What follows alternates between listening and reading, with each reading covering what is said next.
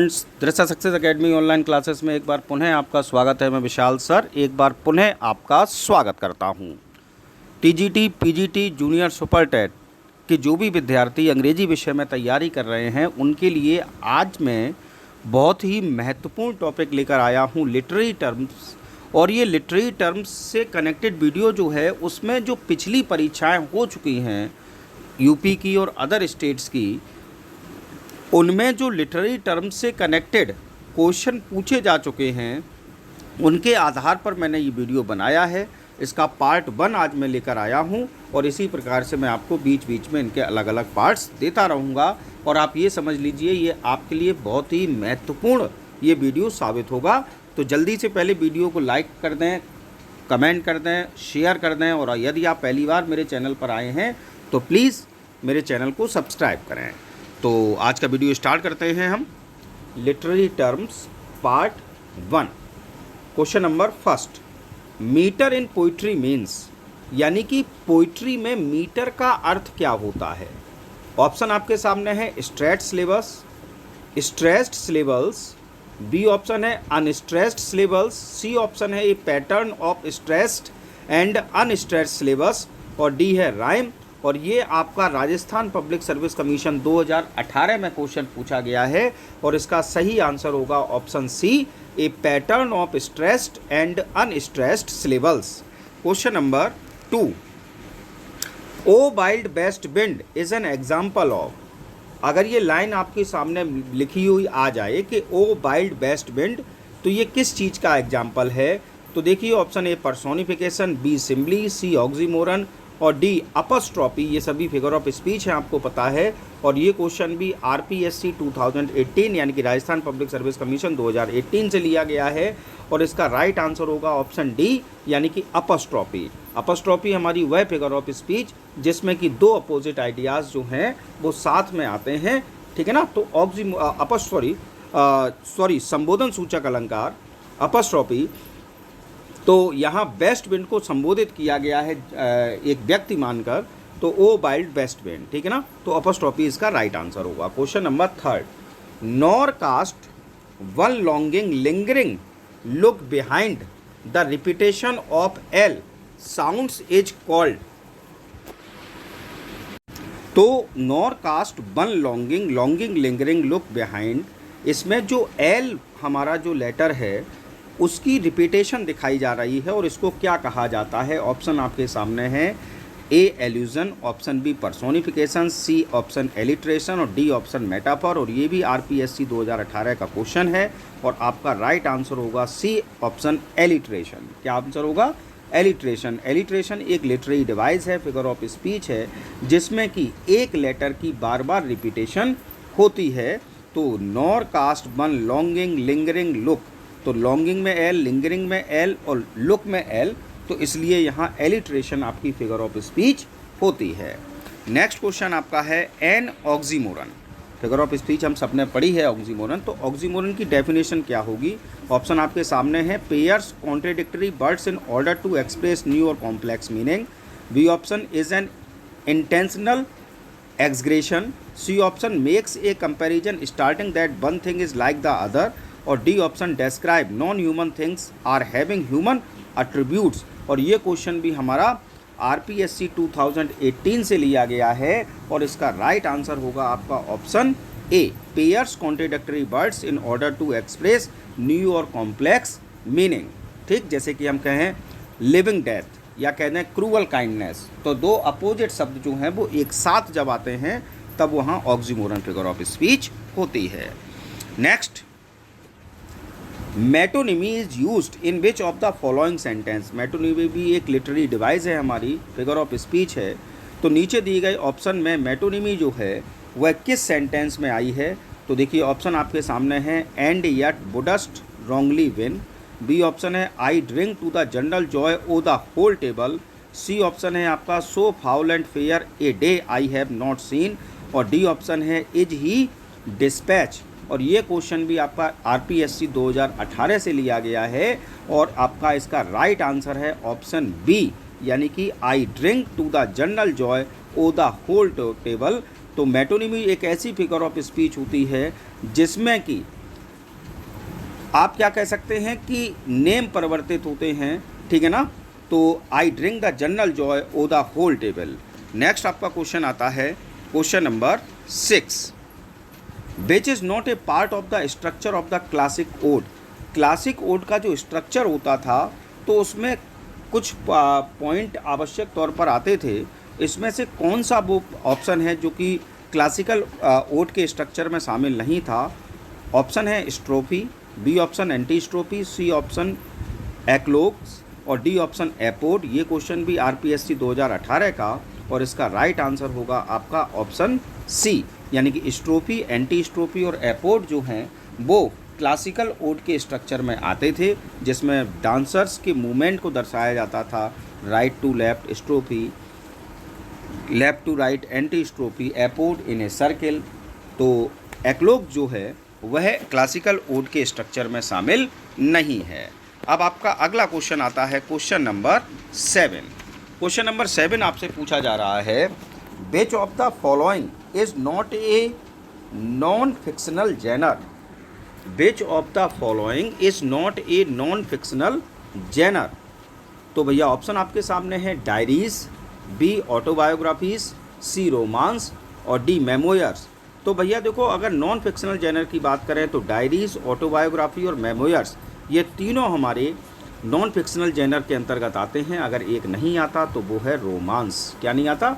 Romance, क्योंकि romance हमारा एक ड्रामा का पार्ट होता है, और जब हम ड्रामा की बात करते हैं तो उसमें एक फिक्शनल स्टोरी होती है, नॉन फिक्शनल नहीं।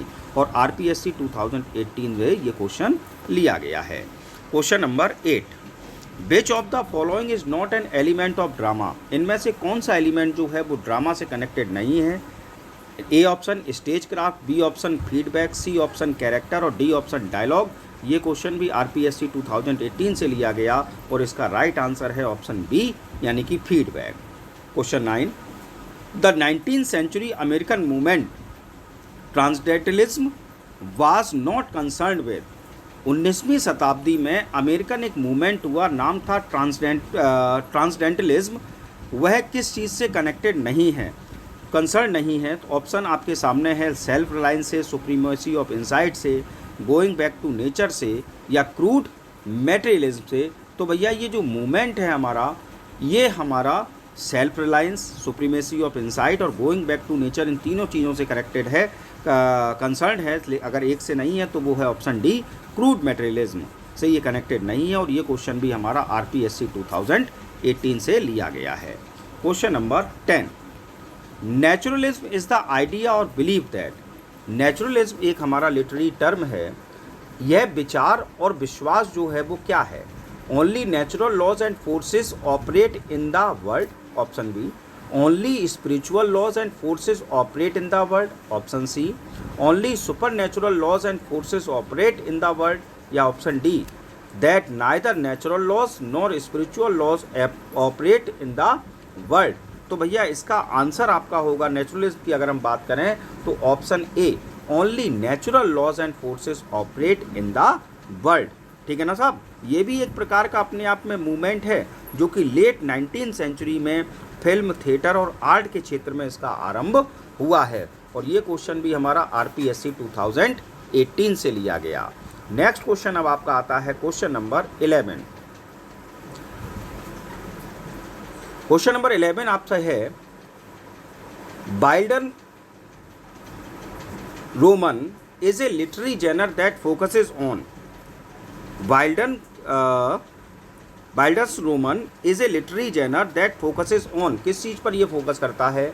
The coming of age of the protagonist, option B melodrama, option C myths, या ऑप्शन डी लीजेंड्स। तो भैया इसका और ये क्वेश्चन भी आरपीएससी 2018 से पूछा गया, और राइट आंसर होगा option A, the coming back of age of the protagonist. Next question आता है आपका क्वेश्चन नंबर 12। क्वेश्चन नंबर 12 है, the feminist movement in literature has not concentrated on.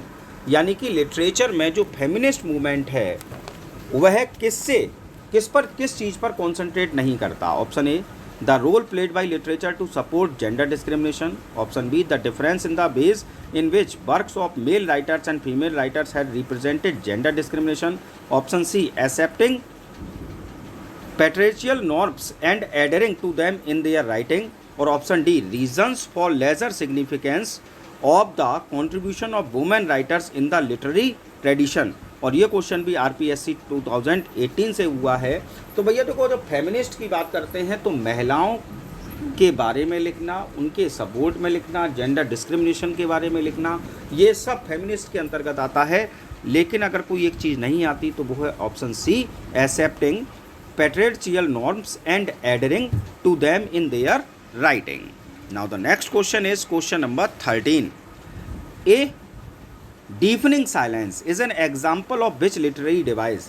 अगर आपके सामने ये एक फ्रेज लिख दिया जाए, ए डीफनिंग साइलेंस, बहरा कर देने वाली शांति, बहरा कर देने वाली शांति, तो ये कौन सा लिटरेरी डिवाइस है? मेटाफर, सिमली, ओनोमेटोपोइया या ऑक्सीमोरन. आरपीएससी 2019 का क्वेश्चन है और राइट आंसर है ऑप्शन डी, यानी कि ऑक्सीमोरन. कौन सा है भैया? ऑक्सीमोरन, जिसमें टू अपोजिट आइडियाज एक साथ रखे जाते हैं. डीफनिंग भी है यानी बहरा कर देने वाली, और वो भी साइलेंस यानी कि शांति. ठीक है ना.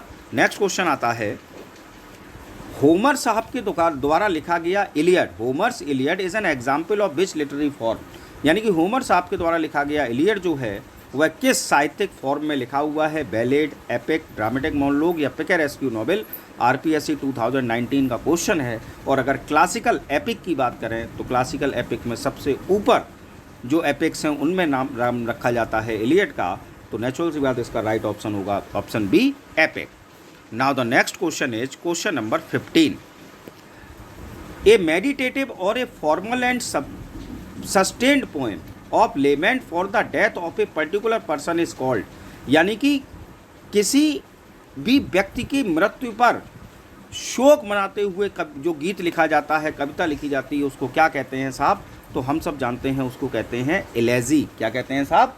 एलेजी कहते हैं, यानी शोक गीत कहते हैं. और ये क्वेश्चन आरपीएससी 2018 में पूछा गया. Question number 16. The device by means of which the truth is veiled in the form of a sarcasm by implying the opposite to what is really stated is called. बड़ा अच्छा question है साहब. एक और literary device से question है ये कि आपको उस लिटरेरी डिवाइस का नाम बताना है जिसमें कि सत्य को डायरेक्ट रूप में नहीं बल्कि इनडायरेक्ट रूप में प्रदर्शित किया जाता है, और जो जैसा होता है उसको उस तरीके से नहीं बल्कि उसके जस्ट अपोजिट तरीके से दर्शाया जाता है. तो ऐसी लिटरेरी डिवाइस का नाम क्या है साहब? ऑप्शन आपके सामने है. A satire, B option irony, C option hyperbole, D option allegory. और आरपीएससी 2018 का ये क्वेश्चन है और आपका राइट आंसर मित्रों है इसका आयरनी. क्या राइट आंसर है? आयरनी. आयरनी में क्या होता है? ये ऐसी फिगर ऑफ स्पीच होती है जिसमें जो इंटेंटेड मीनिंग होता है वह एक्चुअल मीनिंग से बिल्कुल अलग होता है. ठीक. नेक्स्ट क्वेश्चन आपका आता है question number 17. The figure of speech involving a direct address either to an absent person or to a personified inanimate object is called. उस फिगर ऑफ स्पीच का नाम आपको बताना है जिसमें कि डायरेक्ट संबोधन किया जाता है या तो किसी अनुपस्थित व्यक्ति को या किसी मानवीकृत को. तो ऐसी लिटरेरी डिवाइस को या फिगर ऑफ स्पीच को क्या कहा जाता है? Personification, apostrophe, oxymoron, onomatopoeia. और आरपीएससी 2018 का क्वेश्चन है और राइट आंसर हम सबको पता है ऑप्शन बी, यानी कि अपस्ट्रॉपी. नेक्स्ट क्वेश्चन आपका आता है question number 18.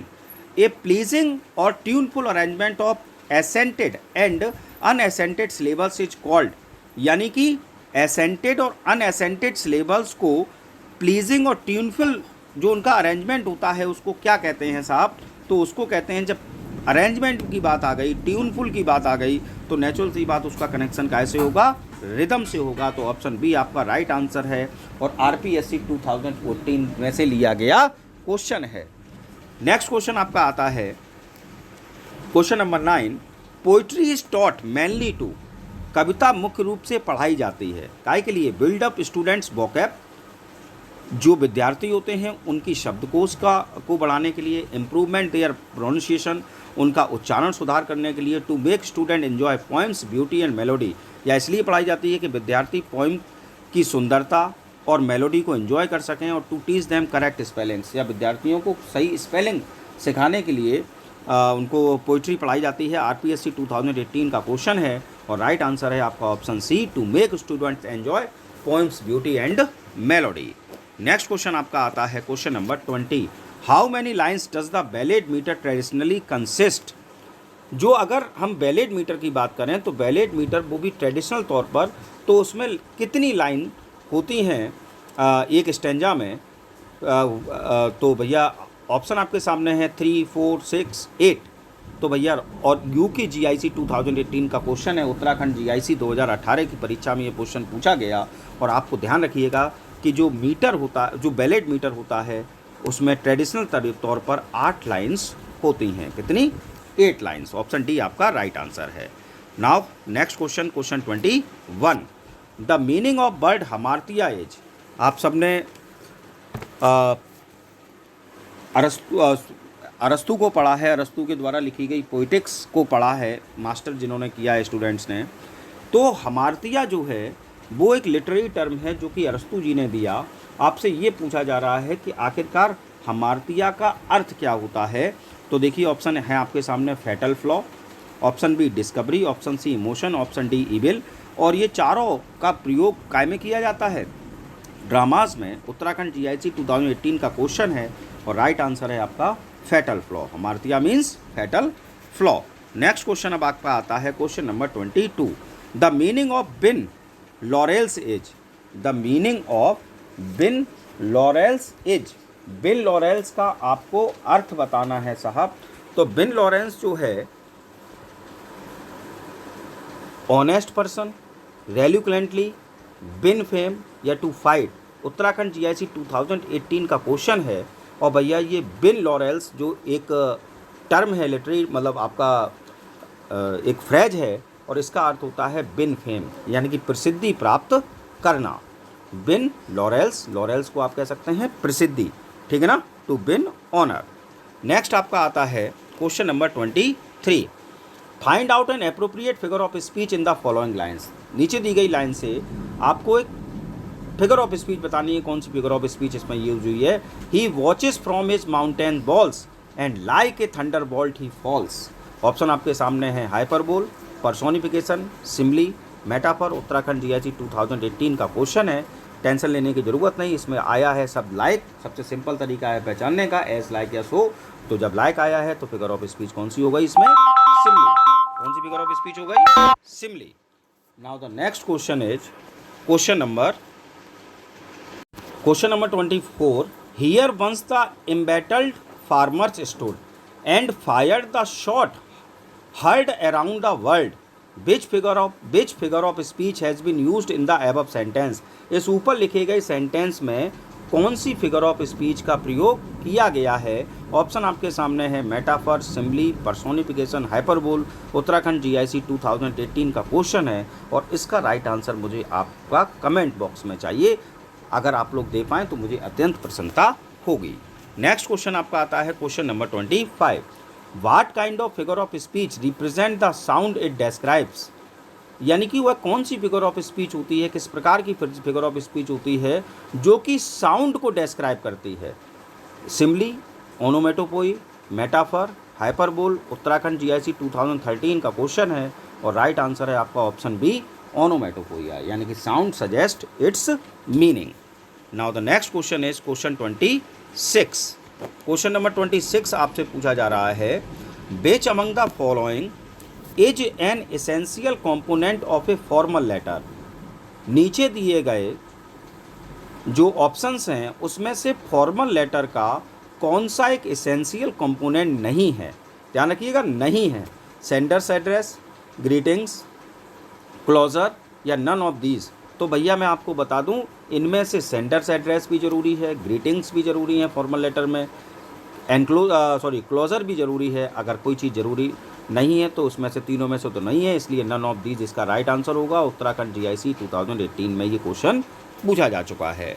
Next question number 27, which of the following would be a suitable closure for the formal letter send to a close friend. अगर आप फॉर्मल लेटर भेज रहे हैं अपने किसी क्लोज फ्रेंड को, तो उसके लिए बिल्कुल सुइटेबल क्लोजर क्या होगा? Yours faithfully, yours sincerely, warm regards या नन ऑफ दीज। तो ऑप्शन राइट आपका होगा ऑप्शन सी, वार्म रिगार्ड। और ये UKGIC 2018 में क्वेश्चन पूछा जा चुका है। Now the question number 28 is the meaning of modus operandi is. आप लोग कई बार इस लिटरेरी टर्म को हमने सुना है, मॉडस ऑपरेंडीज, मॉडस ऑपरेंडी। तो मॉडस ऑपरेंडी का अर्थ क्या है? The conditions of human mind. Option B, work is worship. Option C, the manner of operating और प्रोसीडिंग, यानी कि किसी भी चीज़ को करने का तरीका। और डी है cause of tending to cause sleep. तो आपका राइट आंसर है इसमें option C, the manner of operating और प्रोसीडिंग। उत्तराखंड GIC 2018 में से ये क्वेश्चन लिया गया। Now the next question is 29, a form of verse adopted for singing और recitation which present a dramatic और existing episode in simple narrative form is called. यानी कि पोइट्री का वह फॉर्म जिसको गाया जाता है, रिकिटेशन किया जाता है और जिसको ड्रामेटिक तरीके से परफॉर्म भी किया जाता है किसी भी नैरेटिव फॉर्म के रूप में, तो उसको क्या कहा जाता है साहब? तो हम सब जानते हैं उसको कहा जाता है बैलेट। क्या कहा जाता है साहब? बैलेट कहा जाता है। उत्तराखंड GIC 2018 का ये क्वेश्चन है।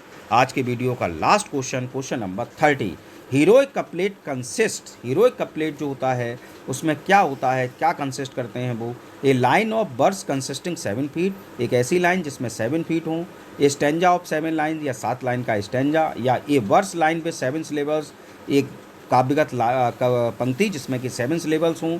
या iambic pentameter lines rhymed in pairs, iambic pentameter की लाइन्स हो और जो कि पेयर्स में जिसकी राइमिंग हो। उत्तराखंड GIC 2018 का क्वेश्चन है और राइट आंसर है आपका option D, iambic pentameter lines rhymed in pairs. तो आज के इस वीडियो में मैंने आपको 30 मोस्ट इंपॉर्टेंट क्वेश्चंस दिए हैं जो कि बहुत ही ज़्यादा काम आने वाले हैं आपके लिटरेरी टर्म से कनेक्टेड। आई होप आपको मेरा वीडियो पसंद आया होगा, और यदि आपको मेरा वीडियो पसंद आया हो तो प्लीज़ लाइक, कमेंट और शेयर ज़रूर करिए। और यदि अब तक आपने मेरे चैनल को सब्सक्राइब नहीं किया है तो please subscribe my channel. Thanks for watching. Stay home, stay safe. जय हिंद, जय भारत।